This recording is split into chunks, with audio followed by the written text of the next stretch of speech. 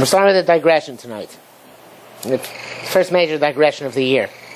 So I've been having an email exchange with a doctor from fellow, about which he has been asking me about how we can reconcile our chronology of the world, particularly the Mabul, with the chronology of ancient Egypt and ancient Sumer and all those civilizations which seem to have existed through the Mabul and perhaps even earlier than the creation of the world.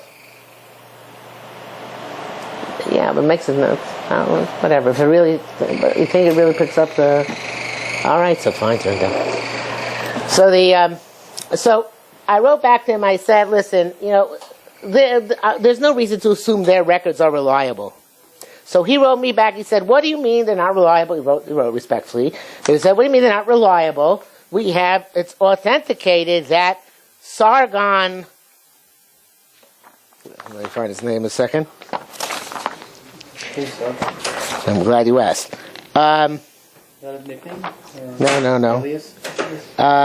That Sargon of Akkad was the ruler of Sumer in around 2300 BCE. 2300 BCE. He gave precise dates, like 2295 to what I'm called. So therefore, that was before the Mabul, and there was because the world was created in approximately the year 3700 before the Common Era, and the Mabul was 1600 or so years later. So the Mabul was in 2100, right? So therefore, how could we have a king who had with an unbroken line from before the Mabul to after the Mabul? So I decided I'm going to look it up on Wikipedia to see how significant our knowledge is of the Sumerian kings. And it turns out, I didn't get to print out the whole thing, my printer broke in the middle. But it turns out, and this is the point I made to him, which is it's all based on one document which they found. And this one document ends, even according to their opinion, in 1730 BCE. Now, of course, it doesn't say in the document 1730 BCE, right? Because they didn't know when they were writing the document that it was 1730 BCE. It starts from much earlier and progresses to 1730 BCE. And among the kings which you have at the beginning, you have the king Alulim, who was king for 28,800 years. And King Alangar, who was king for 36,000 years. And Enmenluana, 43,200 years. He's got the record. And so on and so forth. And then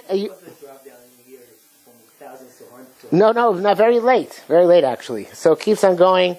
It keeps even in the year 2300 BCE, there was a king called Urzababa, who was king for 400 years.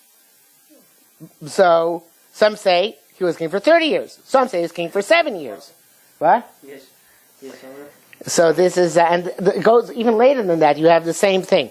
So it's important for us to, and again, when the historians take these chronologies, so they recast them, assuming that these numbers are exaggerations. So they basically make up their own numbers to make everything try and fit. Now, I'm not saying that there aren't other answers to the flood issue and to other issues of that sort. And I wanted to suggest actually a very interesting thing, which is, it says, the way the document reads, after the kingship descended from heaven, the kingship was in Eridug. In Eridug, Alulim became king. He ruled for 2,800 years. Then Eridug fell, and the kingship was taken to Bad Tibira. Then Bad Tibira fell, and the kingship was taken to Larag. Then Larag fell, and the kingship was taken to Zimbir. Then Zimbir fell, and the kingship was taken to Shurupag. Then the flood swept over. Now here it says in Wikipedia, excavations in Iraq have revealed evidence of localized flooding at Shurupak, modern Tel Farah, Iraq, and various other Sumerian cities. A layer of riverine sediments, radiocarbon dated to circa 2900 BCE, interrupts the continuity of settlement extending as far north as the city of Kish. Polychrome pottery from the Jemdet Nasser period, 3000 to 2900 BC, was discovered immediately below the Shurupak flood stratum. Now, then it says, after the flood had swept over and the kingship had descended from heaven, the kingship was in Kish. Now, it's possible that that's the Mabul. It's possible that's the Mabul, even though Gilgamesh is, Gilgamesh is not one of the kings in this line, but they do have a later king who's supposed to have been kind of contemporaneous with Gilgamesh. That was, Gilgamesh is in this line, I'm sorry. He was much later, around 2600 BCE, which actually is much closer to our date for the flood than 2900. And again, all these things are just, you might wonder how from 2900 BCE we get to Gilgamesh in 2600 BCE, if in between we have Negushar, who was king for 1,200 years. Kulasina Bel was king for 960 years. Nagli Shlishma was king for 670 years. And Tara'ana 420, Babum 300, Puam 840, and so on and so forth. So at least by then they also held that people lived longer. Right. So actually, some people at the beginning of the Wikipedia article, what? Yeah, that's still pretty long. 43,200 dog years is pretty long.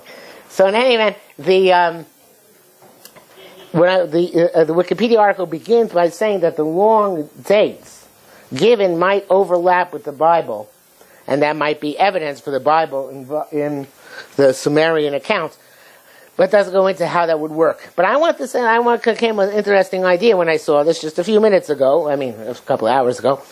Is that it could be, this is what I wanted to suggest. You know, Rabbi Aryeh Kaplan, when he talks about the age of the universe, he says that there were previous cycles, and the previous cycles were much longer than this one. In this cycle, is the first one which has the type of time in which a year is a year. In previous cycles, the days of HaKadosh Baruch Hu were years, right? So each year was 1,000 of our years.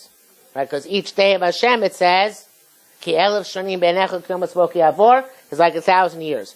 So I was thinking maybe that one could say that all those kings who had the 43,000 years, 36,000 years, all those guys, they were all in the previous cycle. Now we assume that there are no records left over from the previous cycle. Perhaps there are. Perhaps there was something left over. Perhaps there was some sort of tradition. I don't know. But it's an interesting thing to contemplate that perhaps that first Gilgamesh is usually associated with Noach, and he's later. Now, it could be the whole thing is just mixed up. It could be the dates are all off. But it could also be that that the document is documenting things which happened before our cycle in a previous cycle. And that would explain why everything is much longer than it is today. So actually, 28,000 years would be, from that perspective of that cycle, 28 years, right? And so on and so forth. What? So what about the one that's 300? 300 what? Years. No, they were later. They were much later? Yeah. All the ones before the first flood were very long. Right, that's right. The first flood, all of them were... They lived before ours, before Adam Rishon came to being? Yeah. There was 28, 36, 43, 2, 28, 8, 36, 28, 8, 21, and then it was a guy who had a Nebuch, a short reign, 18,600 years. Okay. And then comes this flood, and then the numbers go down to 1,200, 960, 670, and so on and so forth. Right? So that was the theory which I came with today. So this is something which, I also sometimes succumb to this way of thinking, which is, there's so much evidence against us. How are we supposed to combat this? But when you get down to it, it's not there. It's just because so many people have accepted that there's so much evidence for an alternative chain chronology of history. How reliable is their dating, per se? How reliable is that? They're making it up. Oh, this must be from the Bronze era, 1,500,000 years. I don't know how they can tell that precisely because, in fact, it was decaying before that. So I don't know how to tell. But the carbon dating doesn't make it doesn't have any impact on. There's not any kasha on our history. I'm saying, was there a method of checking the years of a piece of clay? I don't know. I assume that there's a method of testing its absolute zero. I don't know how they reckon which period it comes from.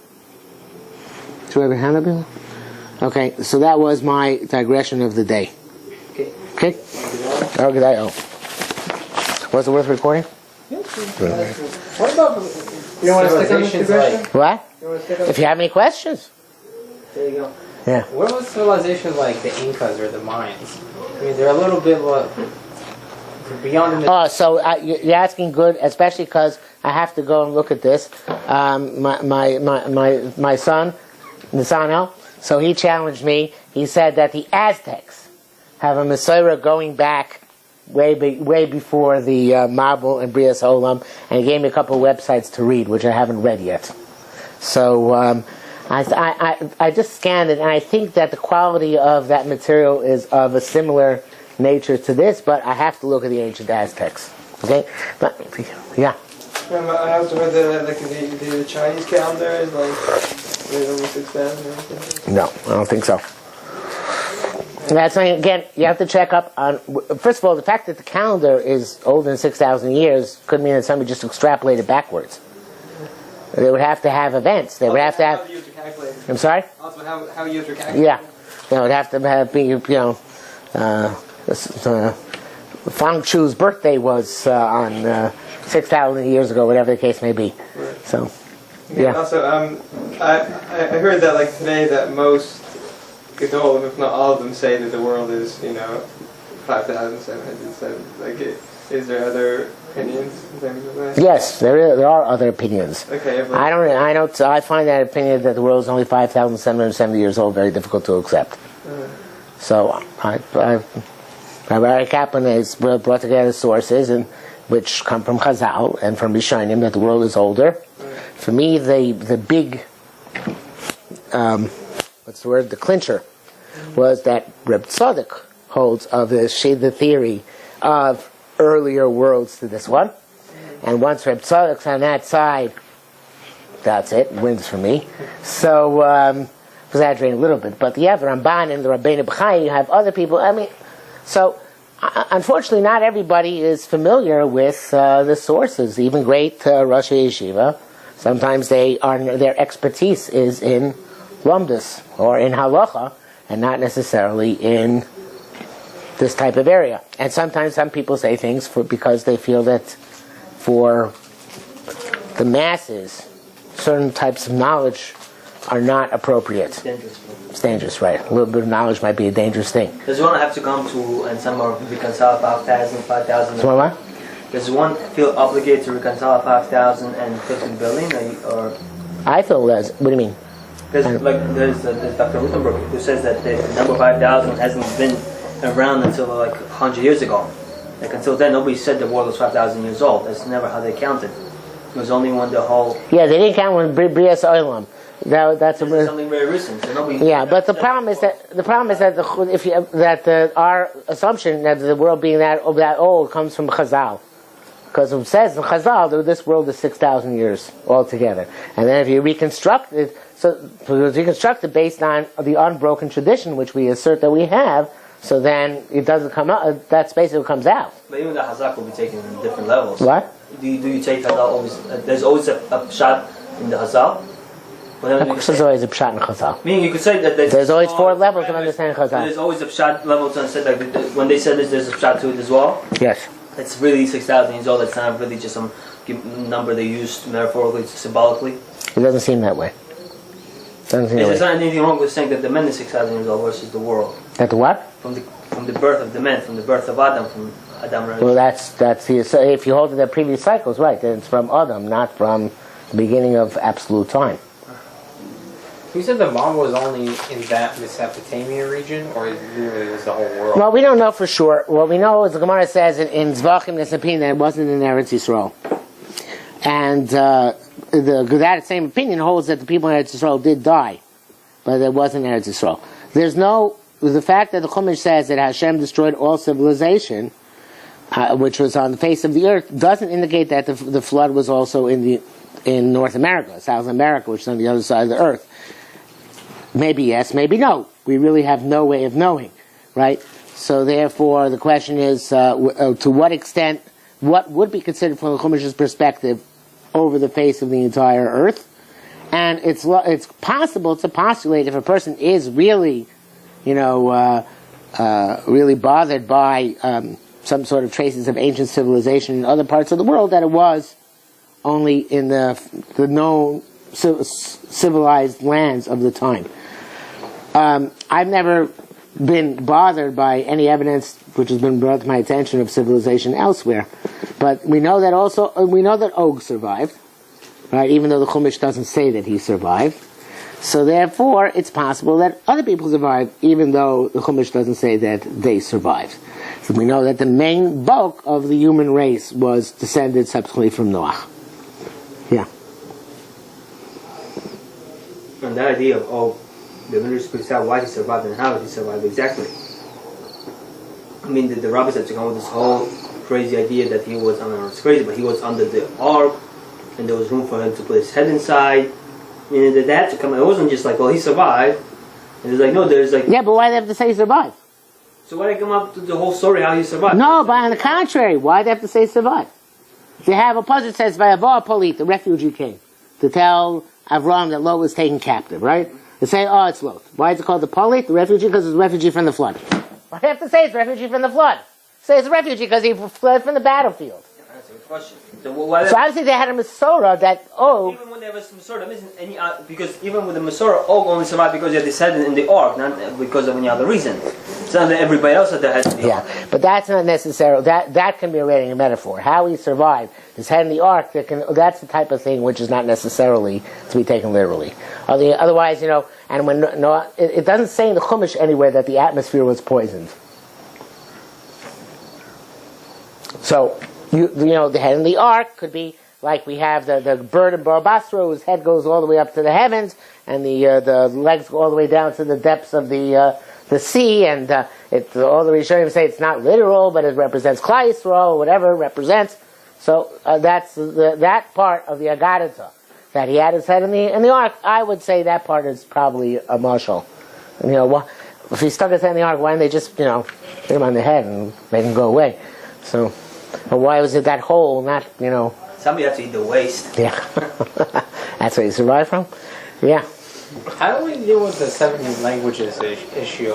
Hashem splitting, people's language to 70? Because have you seen the book Gun, Germs, and Steel? So he describes why he thinks exactly, the region of Mesopotamia, quote unquote, and why North America ended up taking over the world, like why that region, why didn't Africa take over the world? So who is this? It's a book called Gun, Germs, and Steel. Who wrote it? I forget, but it was pretty famous. I mean, he's a scientist, so his theory is that the reason why language developed there is because there's a lot of commercial trade going on Fertile Crescent. And I guess, I can't really remember, it was a while back when I read it, because people develop a certain economic system, so they have to start writing things down.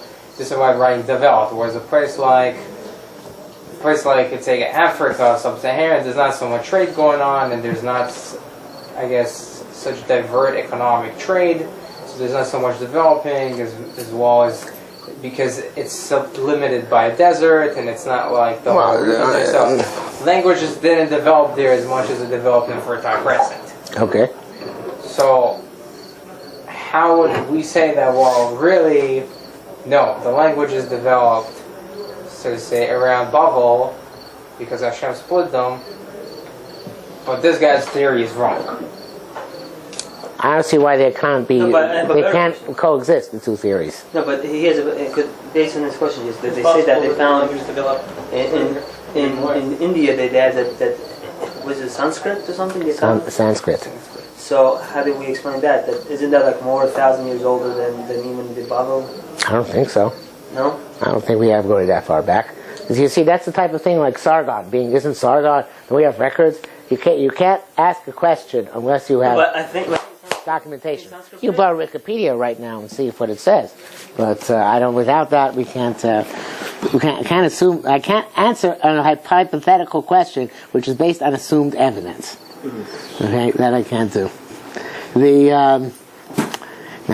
now you base the question. We'll find what to say. But languages develop relatively quickly, and the evidence for that is the English language, where the English language has changed dramatically, and since the 1600s, the 1700s, right? When you read a book written in the 1600s, it reads very differently than a book written today, and certainly before the Normans conquered England, English was very different. It would not be something which we could probably even read, like Beowulf, and there are all sorts of other changes which went on between Britain and America, between the North and the South. Languages changed dramatically, and that's one language, right? There are, when you put together, let's say, a language like we speak, like Yeshivish, which no non-Jew could understand, right? No Jew, right? So then, huh? Jews question if they understand it. Who wants that? The Jews question if they understand the Jewish. Yes. Well, they have the blacks have Ebonics. There are all sorts of variations in language which take place, and those I probably are sustained by this fellow's theory. So the initial splitting off could have been then followed by these developments which happened afterwards. I don't know for sure, but that's honestly we have a definite, rejection of that. New? Anything about Sanskrit? Okay. And for example, the Incas or the Mayas, it wasn't really I'm sure they had a language, but they had, I guess, a hieroglyphic system that developed. But that writing is not part of language; it's totally separate. Why? Because writing is arbitrary. Writing is an arbitrary way of conveying sounds, which has nothing to do with the sounds themselves. Isn't it? It's meant to symbolize. Well, Look how sounds are conveyed in Hebrew, in English, in Cyrillic, right? They're all different. They're different, yet they're conveying, and some of them are conveying altogether different sounds. Well, that's true. But besides that, these are different ways of conveying the sounds. And in the case of hieroglyphics, they're ways of conveying words. So the language is very separate from writing. Right? And the main languages which were not written down, like the Eskimo languages, they were not written down until the white man came and decided they have to make an alphabet for it. So, and they have all sorts. I understand all sorts of clucking noises which don't have letters and things like that. So, the language is very separate from the written way of expressing it. Okay, are we giving up in Sanskrit here? We'll do that. Okay.